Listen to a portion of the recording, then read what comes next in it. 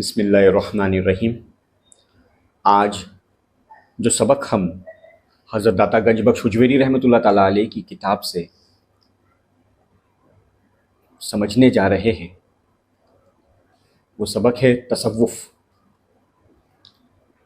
تصوف کس کو کہتے ہیں، تصوف کیا ہوتا ہے، یہ تمام باتیں حضرت داتا گنج بخش حجویری رحمۃ اللہ تعالیٰ علیہ نے اپنی کتاب کشف المحجوب میں تحریر فرمائے ہیں۔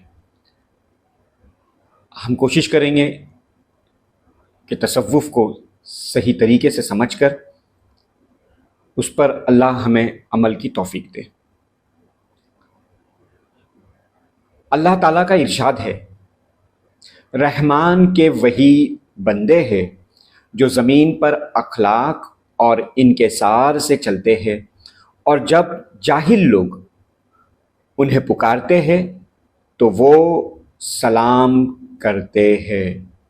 یعنی اللہ سبحانہ تعالیٰ فرماتا ہے اللہ کے بندے زمین پر کیسے ہوتے ہیں، ان کا طریقہ کیا ہے، تو اللہ سبحانہ تعالیٰ نے واضح طور پر ان طریقوں کو بتایا، ان لوگوں کے بارے میں بتایا کہ اس کے بندے کون ہیں۔ وہ ہے جو روئے زمین پر ادب رکھتے ہیں، اخلاق رکھتے ہیں، انکساری رکھتے ہیں۔ اخلاق کیا ہے؟ آپ کا رہن سہن، آپ کا بول چال، آپ کا طریقہ۔ انکساری کیا ہے؟ آپ کا ادب۔ بڑے ہی نرم مزاج کے لوگ ہونا صوفی کہلاتے ہیں۔ اور جب کوئی ان کو پکارے، جاہل یعنی کہ جو زبردستی پریشان کرنے کی کوشش کرتے ہیں، تو صوفیاء اکرام اللہ کے وہ جو خاص بندے ہوتے ہیں وہ ان پر اللہ کی رحمت برسے السلام علیکم بول کر نکل جاتے ہیں آگے۔ یعنی بحث میں نہیں پڑتے، کسی سے حجت نہیں کرتے، وہ اپنے اللہ کے ہمہ وقت اللہ کی یاد میں رہتے ہیں۔ حضور اکرم صلی اللہ تعالیٰ علیہ وسلم کا ارشاد ہے، جو صوفیوں کی آواز سنے، ان کی دعا پر آمین نہ کہے تو وہ اللہ کے نزدیک غافلوں میں شمار ہے۔ یعنی اگر کوئی نیک بندہ اللہ کے لیے، اللہ کے بندوں کے لیے دعائیں کر رہا ہے، اور ہم اس جماعت میں کھڑے ہیں، اس معاملے میں اگر ہم نے آمین نہ کہا، اس دعا پر اگر ہم نے آمین نہیں کہا، ایک صوفی، ایک نیک، ایک پرہیزگار جس سے خدا محبت کرتا ہے، جو خدا سے محبت کرتا ہے، اور ایسے شخص کی دعا وہ دعا کر رہا ہے، اور اگر ہم نے اس کی دعا کو، اس کی محفل میں بیٹھ کر اگر ہم نے اس کی دعا پر آمین نہیں کہا تو ہم غافل ہیں، یعنی ہم غفلت میں ہیں ابھی۔ اہل علم حضرات نے اس میں تصوف کی حقیق میں بہت کچھ کہا ہے، کئی کتابیں تصنیف کی۔ چنانچہ اہل اعمال کی ایک جماعت کہتی ہے کہ صوفی کو اس لیے صوفی کہا جاتا ہے، یعنی ابھی صوفی، یہ جو لفظ ہے صوفی، یہ آیا کہاں سے؟ صوفی کہتے کس کو ہے؟ تو صوفی یہ جو لفظ ہے، کہا جاتا ہے کہ وہ صوفی کپڑے پہنتے ہیں۔ صوفی کس کو کہتے ہیں؟ اونی کپڑے جو ہوتے ہیں نا، اس کو کہتے ہیں صوف۔ اون کے کپڑے پہننے والے، یعنی جو اون کا کپڑا پہنتا ہے اس کو صوفی کہتے ہیں۔ اور بعض یہ کہتے ہیں کہ وہ اول صف میں ہوتے ہیں، اور جماعت یہ کہتی ہے کہ یہ احزاب صفا کی نیت۔ یعنی صوفی کون ہے؟ صوفی وہ ہوتا ہے جو صوف کے کپڑے پہنتا ہے، صوف یعنی اونی کپڑے پہنتا ہے۔ اور کچھ لوگوں نے کہا کہ صوفی وہ ہوتا ہے جو نماز میں سب سے پہلی صف میں آ کر کھڑے ہو جائے، اللہ کی یاد میں سب سے پہلا وہ آ کے کھڑے ہو جائے، ہر کام میں خدا کی بندگی کے لیے وہ سب سے پہلے آ جائے، وہ صوفی۔ نام صفا سے مرکوز ہے، غرض ہر وجہ تسمیہ میں طریقت کے بصرات لطائف ہے، لیکن لغوی معنی کے اعتبار سے چونکہ ہر حالات میں ظاہر اور باطن کی صفائی ضروری ہے، اسی لیے جو اپنے قدرت کے، جو خدا کی قدرت کے، اپنے آپ کو خدا کی قدرت میں شمار کر دیتا ہے، یعنی جیسا خدا چاہے ویسا ہو، وہ صوفی کہلاتا ہے۔ سید عالم صلی اللہ تعالیٰ علیہ وسلم کا ارشاد ہے، حضور اکرم صلی اللہ علیہ وسلم ارشاد فرماتے ہیں، دنیا کی پاکیزگی جاتی رہی اور اس کی قدرت باقی رہی۔ گویا صوفی میں لطیف اور پاکیزہ چیزوں کے نام سے اس کی صفائی مراد ہے۔ یعنی صوفی کیا ہوتا ہے؟ وہ اپنے لطائف کو اور اپنے جسم کو، اپنے خیال کو، اپنے دل کو، اپنی سوچ کو بھی پاک رکھتا ہے۔ جب وہ یہ تمام چیزوں کو پاک کرنے کی سوچ بھی لیتا ہے، وہ صوفی ہوتا ہے۔ چونکہ صوفیہ اکرام اپنے اخلاق اور معاملات کو پاکیزہ بنا کر توجہ کرتے ہیں، اس بنا پر انہیں صوفی کہتے ہیں۔ یعنی اپنے اخلاق کو بھی وہ صاف رکھتے ہیں، اپنے معاملات کو بھی وہ پاک صاف رکھتے ہیں، اپنے کردار کو بھی وہ پاک صاف رکھتے ہیں، یہاں تک کہ اپنے رہنے کی جگہ کو بھی، کیونکہ سرکار دو عالم صلی اللہ تعالیٰ علیہ وسلم نے فرمایا صفائی آدھا ایمان ہے۔ تو سرکار دو عالم صلی اللہ تعالیٰ علیہ وسلم نے صفائی آدھا ایمان ہے یہ کہا، تو ہما وقت صوفی اپنے ظاہر اپنے باطن کو بھی صاف رکھنے کی کوشش کرتا ہے۔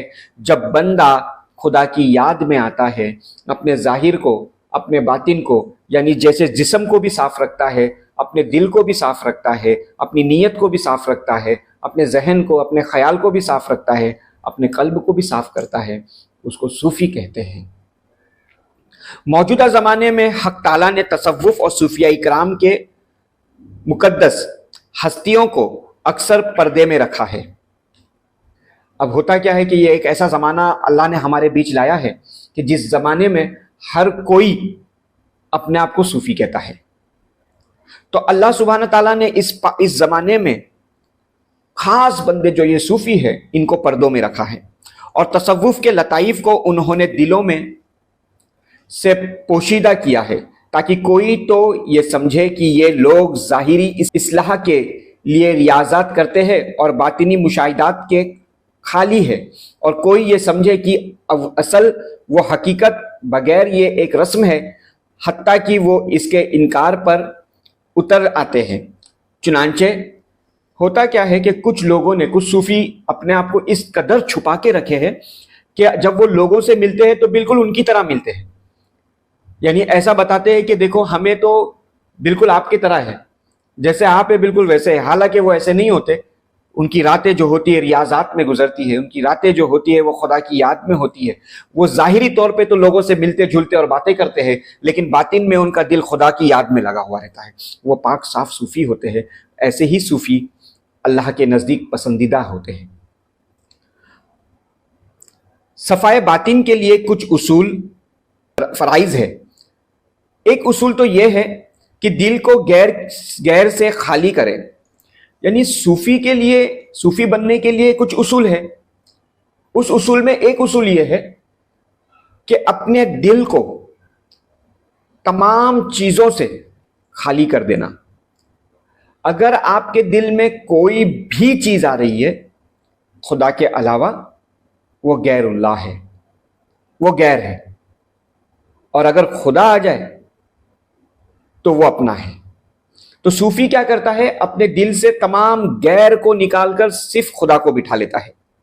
حق اور صداقت کی راہ میں اگر تم صوفی بننا چاہتے ہو تو جان لو کہ صوفی ہونا حضرت صدیق اکبر کی مثال ہے، یعنی صفت ہے۔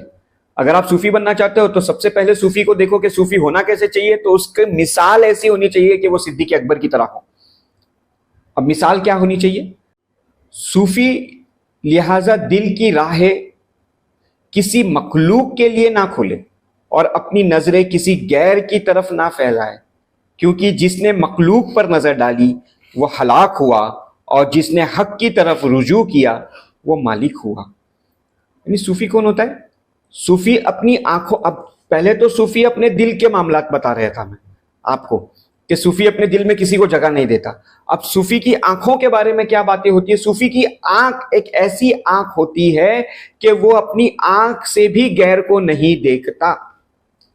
وہ اپنی خدا کی لگائی ہوئی آنکھ کا صحیح استعمال یہ کرتا ہے کہ اس کی آنکھ سے وہ خدا کی ہی طلب میں رہتا ہے، وہ غیر کو نہیں دیکھنا پسند کرتا۔ وہ اپنی نظروں کو نیچے رکھتا ہے، غیر کی طرف نظر نہیں کرتا۔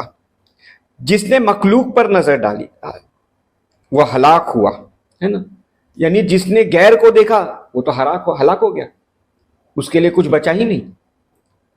حضرت صدیق اکبر کی شان یہ تھی کہ آپ کا قلب مبارک دنیا کی تمام چیزوں سے خالی تھا۔ آپ کی کیفیت یہ ہے کہ آپ کے پاس جتنا مال، غلام وغیرہ جو بھی تھے، سب کو راہ خدا میں دے کر ایک کمبل اوڑھ کر بارگاہ رسالت میں حاضر ہو گئے۔ اس وقت حضور نے درفیات فرمایا، اے صدیق، تم نے اپنے گھر والوں کے لیے کیا چھوڑا؟ فرمایا، اللہ اور اس کا رسول۔ یعنی حضور نے درفیات کیا، تم نے اپنے مال میں سے اپنے گھر والوں کے لیے کیا چھوڑا؟ انہوں نے عرض کیا، بہت بڑا خزانہ۔ اور فرمایا، وہ کیا ہے؟ عرض کیا، ایک تو اللہ کی محبت، دوسرے اس کے رسول کی محبت۔ سمجھنا پڑے گا کہ رسول اکرم صلی اللہ تعالیٰ علیہ وسلم سے حضرت صدیق اکبر کا معاملہ کیا رہا۔ حقیقت میں صوفی کا معاملہ ایسا ہی ہونا چاہیے۔ کیسا ہونا چاہیے؟ جیسے حضرت ابو بکر صدیق کا حضور اکرم صلی اللہ تعالیٰ علیہ وسلم کا تھا، کہ حضور اکرم صلی اللہ تعالیٰ علیہ وسلم کے پاس حضرت ابو بکر صدیق مال غنیمت، جو بھی مال آپ کے پاس تھا، حضرت ابو بکر صدیق جو بھی آپ کے پاس تھا، مال، غلام اور جو کچھ بھی آپ کے پاس تھا، سب کچھ لا کر رسول اکرم صلی اللہ تعالیٰ علیہ وسلم کی خدمت میں پیش کر دیے، اور کہا، جب رسول اکرم صلی اللہ تعالیٰ علیہ وسلم نے آپ سے پوچھا کہ اپنے گھر والوں کے لیے کچھ چھوڑ کر آئے۔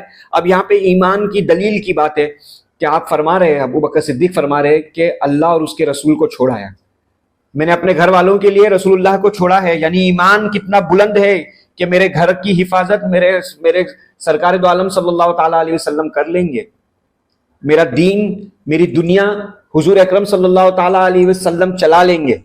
اس کو کہتے ہیں ایمان، کہ پورا ایمان، پورا کے پورا عقیدہ ان کا یہ تھا ابو بکر صدیق کا، کہ رسول اکرم صلی اللہ تعالیٰ علیہ وسلم ہے میرے لیے کافی ہے اور کسی کی ضرورت نہیں ہے۔ دل میں خدا کی محبت اور سرکار کا ساتھ اگر مل جائے تو پھر کسی بھی چیز کی کمی نہیں ہونی چاہیے، اور ہوتی ہی نہیں ہے۔ جب بندہ ایک دل دنیاوی صفت سے آزاد ہو جاتا ہے تو اللہ تعالیٰ دنیاوی قدرتوں سے اسے پاک صاف کر دیتا ہے۔ یہ تمام صفتیں صوفی صدیق کی ہے۔ ان کا انکار در حقیقت حق کا انکار، اور اسے کھلا مبارک، اور یعنی صوفی جب یہ تمام ایمان اس کا خدا اور رسول پر آ جاتا ہے، اس کے دل سے، اس کے ذہن سے، اس کی نظروں سے، اس کے تمام چیزوں سے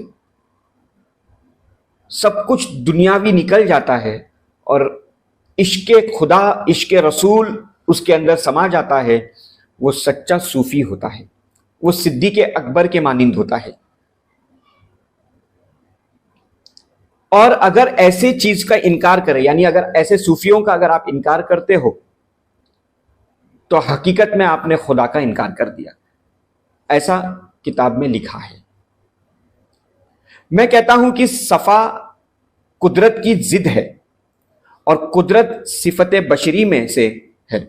حقیقتاً صوفی وہ ہے جو بشری قدرتوں سے گزر جائے، جیسا کہ مصر کی عورت نے حضرت یوسف علیہ السلام کا جب مشاہدہ کیا اور آپ کے حسن اور جمال کے لطائف میں غرق ہوئی تو ان پر بشیرت غالب آ گئی۔ یعنی حضرت یوسف علیہ السلام جب مصر کی عورتوں کے سامنے سے گزرے، اب کیونکہ یوسف علیہ السلام جو تھے وہ حالانکہ نبی ہے لیکن بشر ہے نا، انسانی لباس میں ہے۔ اب کیونکہ انسانی لباس میں ہے، لیکن عورتوں نے اس قدرت، خدا کی ایک قدرت کا جلوہ دیکھا، ایک صفت دیکھے جو نور تھا، اس نور کو دیکھے، اس حسن کو دیکھے، تو کیا ہوا؟ دیکھ کر گم ہو گئے، اپنی انگلیوں کو کاٹ لی۔ یعنی سمجھ میں ہی نہیں آیا کہ انہوں نے یوسف کو دیکھے کہ جلوہ یار دیکھے، سمجھ میں نہیں آیا، نور دکھ رہا ہے، بشر تو ہے، اس لیے کہہ بیٹھی کہ یہ کوئی بشر نہیں ہو سکتا، یہ تو کوئی اور ہے۔ لہذا بشری حالت میں برقرار رہ کر قدرت سے نجات پانا ممکن نہیں۔ صفات و محبوبوں کی شان ہے، وہ تو آفتاب تابہ ہے جس پر کوئی عبار نہیں۔ صوفی کون ہوتا ہے؟ صوفی کی شان وہ ہوتی ہے کہ وہ اپنے آپ کو سورج کے مانند ہوتا ہے، کہ اپنی شان ایسی رکھتا ہے کہ اس کی شان میں کوئی شان پیدا نہیں ہو سکتی، ایسی شان رکھتا ہے کہ ہر شان میں وہ کمال رکھتا ہے۔ جب آفتاب اور مہتاب کے نور بہم مل جاتے ہیں تو اس کی مثال محبت اور توحید کی صفائی ہے کہ جب کہ یہ دونوں پیوست ہو جائے، یعنی آفتاب اور مہتاب، آفتاب سورج کو کہتے ہیں، مہتاب روشنی کو کہتے ہیں۔ سورج اور اس کی روشنی دونوں جب ایک ہو جاتی ہے تو کئی لوگ زندگی پاتے ہیں، کئی لوگ کو روشنی مل جاتی ہے، کئی لوگوں کو راستہ مل جاتا ہے۔ اور صوفی اپنے اندر ایک شان رکھتا ہے، جیسے کہ میں نے کہا ہر شان میں وہ کمال رکھتا ہے۔ جب کوئی اس کے پاس آتا ہے تو صوفی اپنے کردار سے، اپنے اخلاق سے، اپنے حسن کے، یعنی اپنے ہر طریقے سے، اس کی باتوں سے، اس کی ادا سے، اس کی نگاہ سے، اس کے جلووں سے وہ ہر ایک کو خدا کی یاد میں لگا دیتا ہے۔ حضور اکرم صلی اللہ تعالی علیہ وسلم کے پاس میں حضرت حارث رضی اللہ تعالی عنہ جب بارگاہ رسالت میں حاضر ہوئے تو ان سے حضور اکرم صلی اللہ تعالی علیہ وسلم نے درخواست فرمایا، اے حارث، کس حال میں تم نے آج کی صبح کی؟ یعنی آج اے حارث، آج تمہاری صبح کیسی ہوئی، کیسی رہی آج آپ کی صبح؟ حضرت حارث نے حضور اکرم صلی اللہ تعالی علیہ وسلم سے فرمایا، اللہ کی حقانیت پر ایمان رکھتے ہوئے رات کٹی۔ حضور نے فرمایا، اے حارث، تم غور کرو کیا کہہ رہے ہو، کیونکہ ہر شے کی ایک حقیقت ہوتی ہے، تمہارے ایمان کی حقیقت اور برہان کیا ہے؟ حضور اکرم صلی اللہ تعالیٰ علیہ وسلم نے جب حضرت حارث سے پوچھا کہ تمہاری آج کی صبح کیسی ہوئی، تو حضرت حارث نے فرمایا کہ پوری رات میں نے اللہ پر ایمان رکھا ہوں، پوری رات اللہ کے ایمان سے گزری ہے۔ تو رسول اکرم صلی اللہ علیہ وسلم نے فرمایا، اے حارث، غور کرو کہ تم کیا کہہ رہے ہو، کیونکہ ہر ایک چیز کی ظاہر اور ہر ایک چیز کا باطن ہوتا ہے۔ تمہارا ظاہر کیا ہے، تمہاری اس کی گواہی کیا ہے کہ جو تم بول رہے ہو سچ ہے؟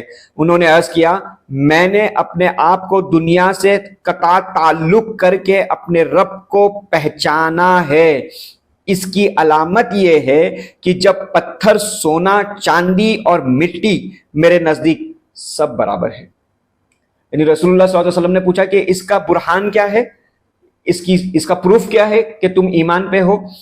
تو حضرت حارث نے فرمایا، اس کا پروف یہ ہے کہ میرے نزدیک سونا، چاندی، پتھر، یعنی تمام چیزیں، بیش قیمتی تمام چیزیں میرے نزدیک سب ایک جیسا ہے، چاہے وہ کچھ بھی رہے، زمین سے تعلق رکھے یا آسمانی تعلق رکھے، یعنی کوئی بھی چیز ہو قیمتی، میرے نزدیک سب ایک برابر ہے۔ کیونکہ دنیا سے بیزار ہو کر عقبہ سے لو لگا رکھی ہے، میرا حال یہ ہے کہ رات کو بیدار رہتا ہوں۔ یعنی حضرت حارث نے فرمایا کہ میں نے دنیا کی تمام چیزوں سے اپنا تعلق ختم کر لیا ہے اور خدا کے عقبہ سے میرا تعلق میں نے جوڑ لیا ہے۔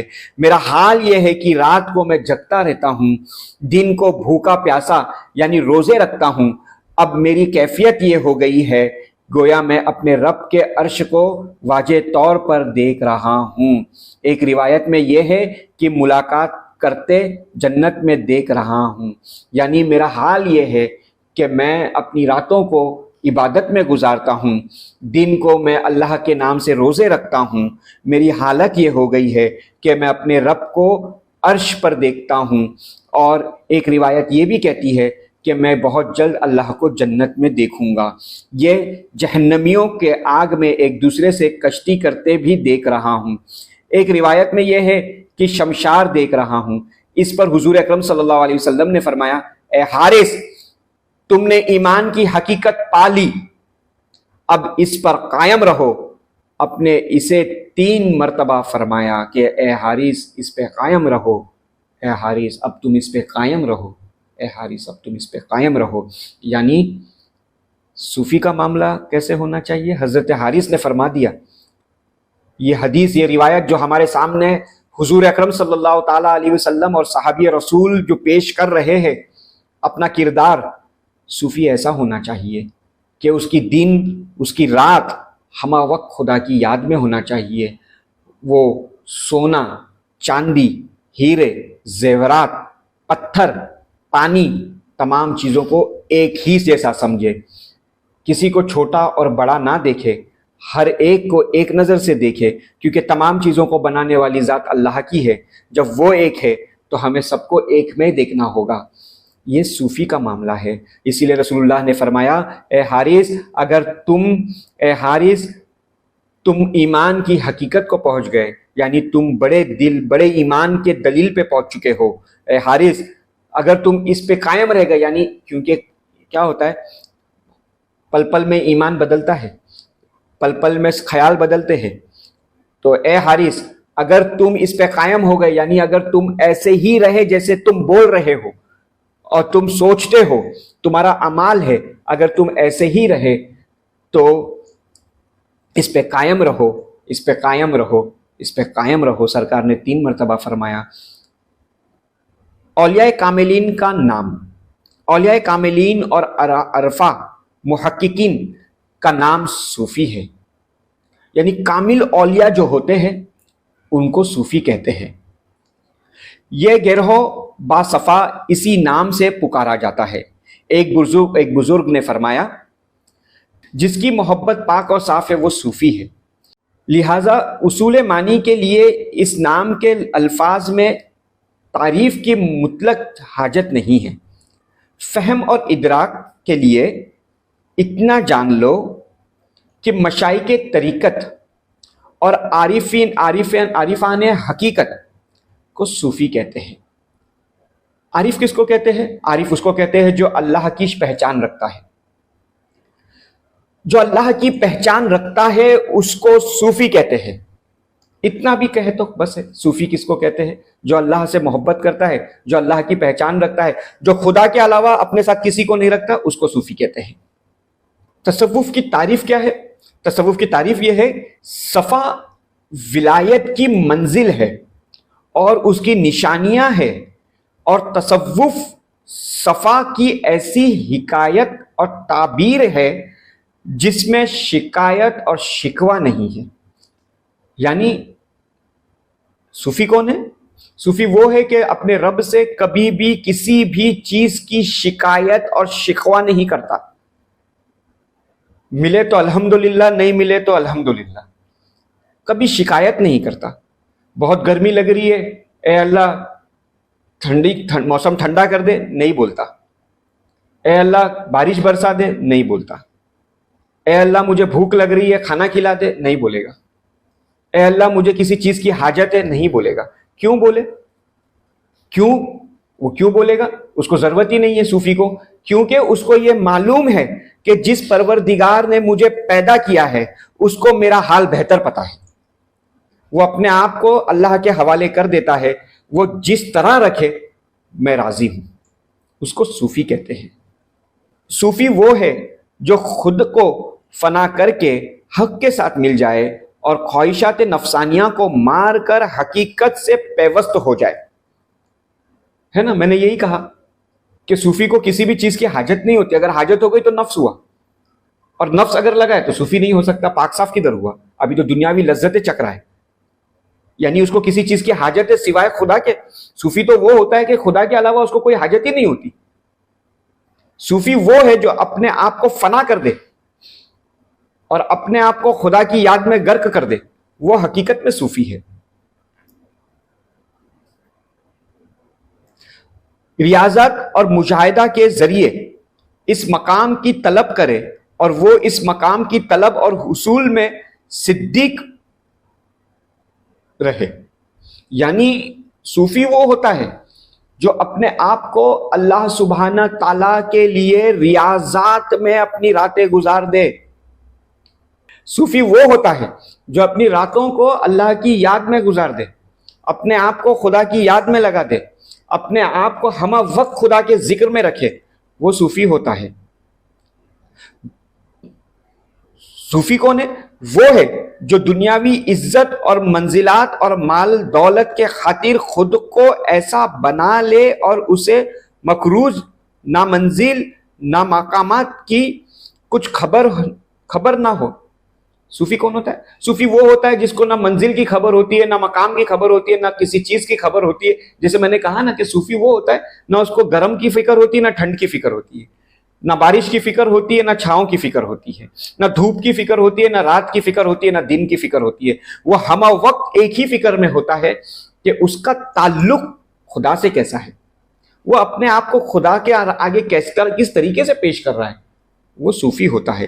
وہی صوفی کہا جاتا ہے۔ صوفیہ اکرام کے نزدیک نقلی صوفی مکھی کی مانند ہے۔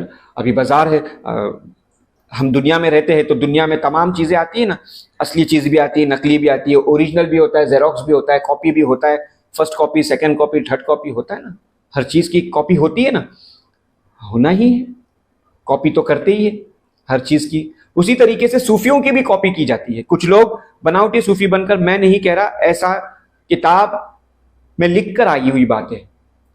داتا گنج بخش حجویری رحمۃ اللہ تعالیٰ علیہ اپنی کشف المحجوب یہ کتاب میں لکھ رہے ہیں کہ نقلی صوفی بھی اس دنیا میں موجود ہے، اور ان کی پہچان کیا ہے، ان کی مانند کیا ہے؟ وہ نقلی صوفیوں کی مانند یہ ہے کہ وہ مکھی کے جیسے ہے، وہ جاہل ہے، جو کرتے ہیں محض خواہش نفس کے لیے کرتے ہیں۔ یعنی صوفی اگر آپ کسی پیر، کسی صوفی کو یہ دیکھو کہ وہ جو اس کا اعمال ہے، وہ جو کر رہا ہے، اس کی ذاتی زندگی میں وہ جو کر رہا ہے، اگر اس سے یہ ظاہر ہو، نفس کی بو آئے کہ اگر وہ اپنے نفس کے خاطر یہ تمام چیزیں کر رہا ہے، تو وہ نقلی صوفی ہے، وہ اوریجنل نہیں ہو سکتا، وہ جاہل ہے۔ دوسروں کے نزدیک ابھی اور بھی صوفیہ، ایک صوفی، کچھ صوفیوں کے نزدیک نقلی صوفی کیسے ہے؟ مکھی کے مانند ہے۔ کچھ صوفیوں کے نزدیک، کچھ اللہ والوں کے نزدیک دوسرے طریقے کے بھی صوفی ہوتے ہیں، اور وہ ہوتے ہیں بھیڑیے۔ وہ کیسے ہوتے؟ جس طرح بھیڑیا اپنی تمام قوت اور طاقت مردار کے حاصل کرنے میں صرف کرتا ہے، یہ حال اس نقلی صوفی کا ہے۔ گویا صوفی صاحب اصول ہے اور مستفیق صاحب اصول، اور متفق صاحب نقل اور مقل ہے، فضول ہے۔ یعنی دوسرا قسم کا جو ہوتا ہے وہ بھیڑیا ہوتا ہے۔ نقلی صوفی کیسا ہوتا ہے معلوم ہے؟ وہ ہمہ وقت اپنے نفس مردار کھانے میں لگا ہوا رہتا ہے۔ بھیڑیا کیسا؟ ہر وقت مری ہوئی چیزوں پہ، یعنی گندی چیزیں، ہمہ وقت اپنے نفس کے اوپر پڑا ہوا رہتا ہے۔ میں یہ اصل اگر کہوں کہ نقلی صوفی ہوتا کیسا ہے، تو ریاکار ہوتا ہے۔ جس سے ریاکاری ظاہر ہو جائے وہ نقلی ہے۔ صوفی تو اپنے آپ کو چھپا کے چلتا ہے۔ کیوں چھپا کے چلتا ہے؟ اس لیے چلتا ہے کیونکہ صوفی کا لفظ، صوفی کے ایک معنی ہوتا ہے صاف۔ اب صاف جسم لے کر اگر تم چل رہے ہو، صاف دل لے کے تم چل رہے ہو، اس میں اگر کوئی گندگی آ جائے تو کیسے چلے گا؟ اس لیے کیا کرتے ہیں ہم؟ بچ کر چلنا پسند کرتے ہیں۔ صوفی اپنے آپ کو بچا کر چلنا پسند کرتا ہے، اپنے نفس کو، اپنے آپ کو وہ ظاہر نہیں کرتا، اپنے آپ کو کبھی کسی پہ ظاہر نہیں کرتا۔ اگر وہ ظاہر کر رہا ہے تو صوفی نہیں ہے۔ جسے وصل نصب ہو گیا، وہ مقصود کو پانا اور مراد کو حاصل کرنے میں اپنے نفسانی قصد و ارادے سے بے نیاز ہو گیا۔ تو آج ہم نے صوفیوں کے تعلق سے، تصوف میں صوفی کسے کہتے ہیں، تصوف کیا ہے، یہ ہم نے کوشش کی ہے آپ تک پہنچانے کی۔ دعا ہے کہ اللہ سبحانہ تعالی ہمیں اصل صوفی بنائے اور صوفیوں کے طریقے پہ چلنے والا بنائے۔ صوفیوں کا طریقہ کیا ہے؟ ان کا تعلق خدا سے ہوتا ہے، اور دل میں سوائے خدا کے ان کے پاس کچھ رہتا نہیں۔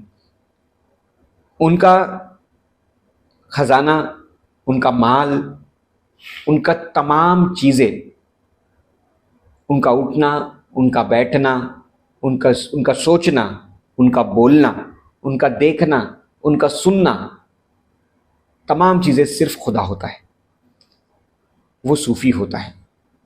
تو آج ہم نے صوفیوں کے تعلق سے تصوف میں صوفی کس کو کہتے ہیں، صوفی ہوتا کیسے ہے، یہ سمجھنے کی ہم نے کوشش کی ہے۔